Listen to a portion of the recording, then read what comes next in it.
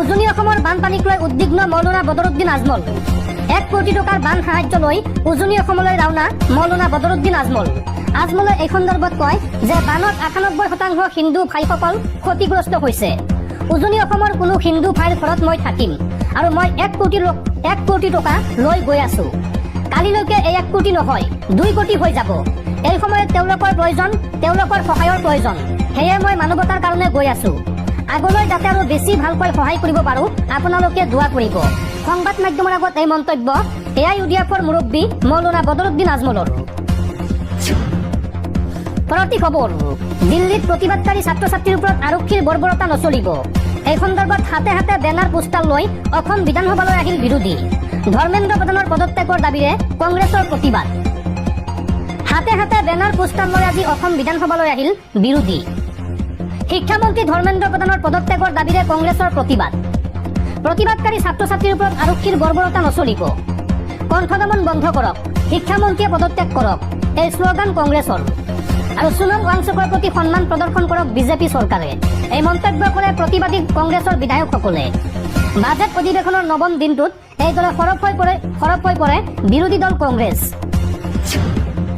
পৰৱৰ্তী খবৰ, সাৱধান দেশবাসী, দেশত পুনৰ ভয়ংকৰ ৰূপত আহিছে কোভিড।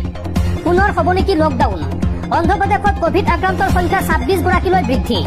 নতুনকৈ 7জন লোকৰ দেহত ধৰা পৰিছে কোভিড-19 পজিটিভ। ইয়াৰে গুণ্টুৰত 4টা, পূব গোদাবৰীত 2টা আৰু বাগতৰা জিলাত এটা নতুন কোভিড-19 সংক্ৰমণৰ ঘটনা পঞ্জীয়ন হৈছে। আৰু 26জন আক্ৰান্তৰ ভিতৰত বৰ্তমান 10জন চিকিৎসালয়ত ভৰ্তি। আৰু এতিয়ালৈকে কোভিডত আক্ৰান্ত হৈ নতুনকৈ 4জন লোকৰ মৃত্যু হৈছে।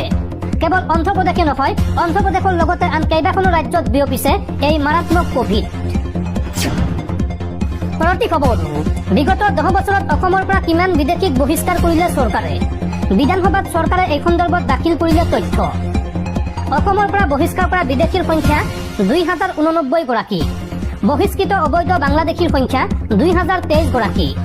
ইয়াৰে ভিতৰত নাইজেৰিয়াৰ 18 গৰাকী, ম্যানমাৰৰ 39 গৰাকী, আফগানিস্তানৰ 2 গৰাকী, ৰাছিয়াৰ 2 গৰাকী আৰু ইউক্ৰেইনৰ 2 গৰাকী বিদেশী নাগৰিকক বহিষ্কাৰ কৰিছে চৰকাৰে। অসম বিধানসভাত এই তথ্য জনালে অসম চৰকাৰে। পৰৱৰ্তী খবৰ, শিক্ষাৰ্থী আৰু কংগ্ৰেছৰ প্ৰতিবাদক লৈ এইবাৰ মুখ খুলিছে কেন্দ্ৰীয় শিক্ষামন্ত্ৰী ধৰ্মেন্দ্ৰ প্ৰধানে।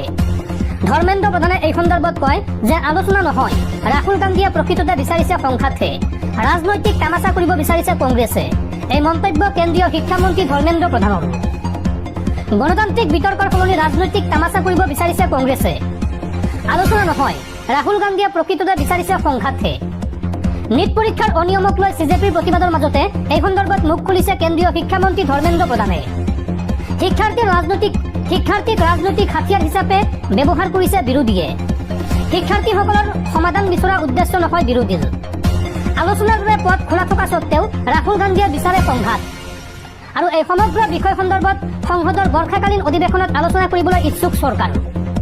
উল্লেখযোগ্য যে মঙলবাৰে প্ৰধানমন্ত্ৰীৰ বাসভৱনৰ সন্মুখত ধৰ্ণা কাৰ্যসূচী ৰূপায়ণ কৰিছিল কংগ্ৰেছে। আৰু পৰীক্ষাৰ অনিয়মক লৈ বিগত 50 দিন ধৰি প্ৰতিবাদ অব্যাহত ৰাখিছে কক্ৰজ জনতা পাৰ্টি চমুকৈ CJPয়ে। আৰু ইয়াৰ মাজতে প্ৰথমবাৰলৈ মুখ খুলি এই মন্তব্য কৰিছে কেন্দ্ৰীয় শিক্ষামন্ত্ৰী ধৰ্মেন্দ্ৰ প্ৰধানে। পৰৱৰ্তী খবৰ, অসমত 25 কোটি টকাৰ GST কেলেংকাৰী। এই সন্দৰ্ভত মূল অভিযুক্ত তৃষ্ণা বৰ্মনক গ্ৰেপ্তাৰ। অসমত সংঘটিত হোৱা প্ৰায় 25 কোটি টকাৰ ভুৱা ইনপুট টেক্স ক্ৰেডিট বা GST কেলেংকাৰীৰ তদন্তই এতিয়া তীব্ৰ ৰূপ ধাৰণ কৰিছে। মঙলবাৰে এই গোচৰৰ মূল অভিযুক্ত তৃষ্ণা বৰ্মনক পশ্চিমবংগৰ পৰা ট্ৰেনজিট ৰিমাণ্ডত গুৱাহাটীলৈ অনা হয়। অসম GST বিভাগে সন্দেহ কৰা অনুসৰি এইটো এটা ডাঙৰ আন্তঃৰাজ্যিক কৰ ফাঁকি দিয়া চক্ৰ। তেওঁলোকে ভুৱা GST পঞ্জীয়ন আৰু ভুৱা বিলৰ জৰিয়তে এই বৃহৎ কেলেংকাৰী সংঘটিত কৰিছিল। আৰু তৃষ্ণা বৰ্মনৰ গ্ৰেপ্তাৰে এই তদন্তত এক ডাঙৰ সফলতা কঢ়িয়াই আনিছে। গুৱাহাটী পোৱাৰ পিছত তৃষ্ণা বৰ্মনক কামৰূপ মেট্ৰৰ মুখ্য ন্যায়িক দণ্ডাধীশৰ আদালতত হাজিৰ কৰোৱা হ'ব। GSTৰ চোৰাংচোৱা আৰু বলবৎকাৰী গোটৰ বিষয়াসকলে তেওঁক জেৰা কৰাৰ বাবে নিজৰ জিম্মাত বিচাৰিব। বিষয়াসকলে আশা কৰিছে যে তেওঁক সোধা পোছা কৰিলে এই চক্ৰটোৱে কেনেকৈ কাম কৰিছিল তাৰ গুৰুত্বপূৰ্ণ তথ্য ওলাই পৰিব আৰু লগত জড়িত থকা আন অপৰাধীসকলক চিনাক্ত কৰিব পৰা যাব। দিল্লী আৰক্ষীৰ বৰ্বৰতা চাবলৈ সময় নাই দেশৰ মুখ্য ন্যায়াধীশৰ। জ্বলা জুইত ঘিউ ঢালিছে দেশৰ মুখ্য ন্যায়াধীশ সূৰ্যকান্তই। সূৰ্যকান্তই এই সন্দৰ্ভত কয় যে আমাৰ সময় নষ্ট নকৰিব আৰু আপোনাৰো সময় নষ্ট নকৰিব। আমি ভিডিঅ'ৰ প্ৰতি আগ্ৰহী নহয়, আমাৰ চাবলৈ সময় নাই। দিল্লীত ছাত্ৰ প্ৰতিবাদকাৰীৰ ওপৰত আৰক্ষীৰ ব্যৱস্থাৰ বিৰুদ্ধে আবেদনৰ জৰুৰী তালিকাভুক্তকৰণ নাকচ কৰি এই মন্তব্য উচ্চতম ন্যায়ালয়ৰ মুখ্য ন্যায়াধীশ সূৰ্যকান্তৰ। দেশৰ শিক্ষাৰ্থীৰ প্ৰতিবাদক লৈ পুনৰ বিতৰ্কিত মন্তব্য দেশৰ মুখ্য ন্যায়াধীশৰ। চলিত প্ৰতিবাদৰ মাজতে জ্বলা জুইত ঘিউ ঢালিছে মুখ্য ন্যায়াধীশ সূৰ্যকান্তই। প্ৰতিবাদী শিক্ষাৰ্থীৰ ওপৰত আৰক্ষীয়ে চলোৱা আক্ৰমণৰ প্ৰতি আগ্ৰহী নহয় দেশৰ মুখ্য ন্যায়াধীশ। মুখ্য ন্যায়াধীশৰ মন্তব্য যে আমাৰ সময় নাই আৰু আমাৰ সময় নষ্ট নকৰিব। দিল্লী আৰক্ষীৰ বৰ্বৰতাৰ বিৰুদ্ধে উচ্চতম ন্যায়ালয়ত এখন আবেদন দাখিল কৰিছিল এগৰাকী অধিবক্তাই, আৰু সেই আবেদনৰ শুনানিৰ সময়তে এই মন্তব্য দেশৰ মুখ্য ন্যায়াধীশৰ। উল্লেখযোগ্য যে ইয়াৰ পূৰ্বে দেশৰ যুৱ প্ৰজন্মক পঁইতাচোৰা বুলি মন্তব্য কৰিছিল দেশৰ মুখ্য ন্যায়াধীশে। আৰু মুখ্য ন্যায়াধীশৰ মন্তব্যৰ পৰাই আৰম্ভণি হৈয়েই আজি দিল্লীত চলি আছে শিক্ষাৰ্থীসকলৰ প্ৰতিবাদ। আৰু এই প্ৰতিবাদৰ সময়তে জ্বলা জুইত যেন পুনৰ ঘিউ ঢালিলে দেশৰ মুখ্য ন্যায়াধীশ সূৰ্যকান্তই। পৰৱৰ্তী খবৰ, ৰাজ্যৰ বান পৰিস্থিতিৰ দুখ লগা ছবি। বানত উঠি আহিছে ইটোৰ পিছত সিটো মৃতদেহ। উজনি অসমত হাহাকাৰ পৰিস্থিতি। বানপানীত এই পৰ্যন্ত অসমত ৩১জনকৈ লোকৰ মৃতদেহ উদ্ধাৰ কৰা হৈছে। আৰু মৃতকৰ পৰিয়াললৈ ৪ লাখকৈ টকাৰ এককালীন আৰ্থিক সাহায্য ঘোষণা মুখ্যমন্ত্ৰী হিমন্ত বিশ্ব শৰ্মাৰ।